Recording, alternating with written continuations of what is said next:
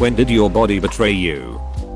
I turned 29 this year. A few weeks ago, I noticed that getting up in the middle of the night to pee is a nightly occurrence. Since then, I've tried limiting my water consumption 30 minutes before bed, then an hour, now an hour and a half. I still get up in the middle of the night to pee no matter what. Edit. Thank you all for the concern.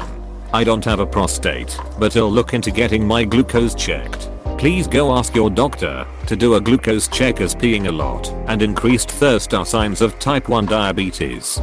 This is an autoimmune condition caused when your immune system overreacts and attacks the insulin producing part of your pancreas. A few months before turning 24, woke up blind on one eye. Turns out I have multiple sclerosis. I'm gonna search that up later, but that must suck. Could be worse. Got most of my vision back, and I haven't had any more injuries for 5 years. But yeah, it's a pretty serious condition. Put my appendix on the left side. Makes me paranoid about ever having an appendicitis, and hoping that I have the capacity to tell them it's on the left side and not the right. When I used to do a lot of long distance cycling, I would do some leg training in the winter so I'm ready by spring. Well, one time after doing a workout, I couldn't get up from the toilet. Like my legs just stopped working. It was pretty bad. I had literally this exact thing happen to me after a 24-hour martial arts marathon in university. The next day, instead of resting, my dumbass decides to go out and play a game of ultimate frisbee with some guys from the dorm I was staying in. After we finished, we all sat down in a circle and chatted for about 30 minutes, and when it was all finished and everyone got up to leave, I literally couldn't move. My legs had seized up so completely that they just stopped functioning altogether, and no matter how hard I tried, I couldn't get them to work. I had to have someone actually pull me to my feet in order to start walking home. And yes, it did result in permanent damage. My doctors tell me I put down some scar tissue in my leg muscle, and now I have very limited stamina for any exercise that uses my quad/thighs, as my muscles start burning almost immediately. Holy shit. Thankfully I didn't get permanent damage from mine. That's crazy. I discovered at 19 that I have a gene mutation that causes random melanoma tumors in my body. I'm 37 and I've had cancer 8 times. My meat suit is a dumpster fire. My meat suit is a dumpster fire. Apostrophe. I don't know you, but after reading that sentence I think I love you. A year ago I had a slight head cold and flew home for Christmas. My ear was clogged and wouldn't pop. I landed and still couldn't get it to pop. 3 specialist visits later, they're like, yeah, something is messed up, but we don't know how to fix it. Living with an ear that won't pop is a special kind of hell. I can do neti pots or have a great yawn where it will be clear for a couple seconds, but then it just closes again. There is nothing more terrifying than a doctor telling you they don't know what something is. I had that happen with a rash on my leg. Went in to show the doctor. She didn't know what it was, so she kept prescribing me all this cream. It got so big, dark and itchy. She finally took a picture and sent it to a doctor in Ottawa. It was a fungal infection. That happened 2 years ago, and I still have discoloration on my skin. Good times. I had something similar on my ankle. It kept growing, and I saw 3 or 4 doctors who had no idea, all prescribed different creams. Nothing worked.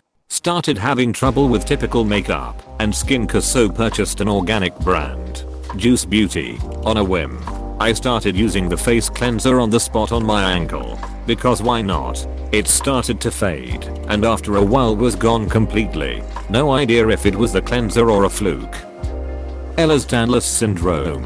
My joints randomly dislocate. Just yesterday, I dislocated my sternum. Yes, that's a thing. Earlier this week, I subluxated my left shoulder and my left hip, on different instances. At 25 years old, I had my first ever seizure. It was a 10-minute grand mal seizure, in a restaurant, no less. Almost 14 years later, numerous med combos, dozens of seizures, side effects, and a brain surgery later. No answers. It sucks to know there is no cure. Side effects are monstrous, and people don't understand. BC, you don't look sick. But after they hear the words epilepsy or seizure disorder, let me tell you, you've never seen people run so fast. However, I'm currently 23 months seizure free on my current med combo. I have maintained my career successfully over the last 16 years and I'm going back for my second master's degree program in January.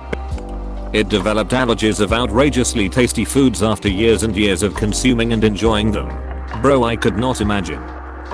Midway through a lobster dinner, when it decided I should now be allergic to shellfish. Respiratory illness. You don't know what you have until you suddenly can't even breathe. Halloween 2014. Felt great. Getting ready to go to work when suddenly I'm puking. Puke for 3 days. Have been nauseous for 6 years now. Waves of intensity. But it's never gone. About 4x a year. I have 3-day long puke fests. Randomly throw up. 2. Wear a transderm patch and a relief band all day. Every day. To be minimally functional. Survive on ginger ale. I don't even like ginger ale. Oh. And my body won't tell the doctors what the hell is wrong with me. So no diagnosis. On the plus side, if you need some tricks for calming down nausea, please ask. I know them all. I was a functioning alcoholic for a long time. To my detriment, I became quite good at hiding my drinking. That is, until the alcoholic pancreatitis, the swollen liver, and the 50 back when I was brought to the hospital. Addiction isn't a joke. That all was 8+ years ago. I'm 7 years into my sobriety journey with 5 years of full sobriety. Massive brain aneurysm, right out the blue. You're lucky you're not dead. I loved eating apples, pears, and cherries until I became allergic at age 22. Mild symptoms including an itchy throat means it is no longer worth the taste. Sad times. Me too. Exclamation mark.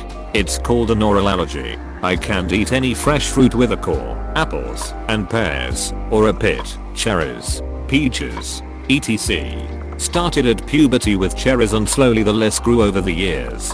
It sucks because my symptoms aren't even that bad. But if you keep pushing it, your body can develop an anaphylactic response. When I became a resident of Diabetesville, me and a similarly disabled friend spoke about this months back. Covered. They said that the difference between disabled and non-disabled people really boils down to this. Abled people can trust their body. They can trust it to have energy, to fight off sickness, for the kidneys or heart or lungs to work. And many disabled people don't have that luxury. They have to be constantly ready for it to break down. It's like driving a shitmobile on an empty highway and just praying you make it to the next gas station. They said that was the most infuriating thing about the COVID response. That so many people took their body's vigor for granted. When my immune system thought it was cool to tell my pancreas to stop producing insulin.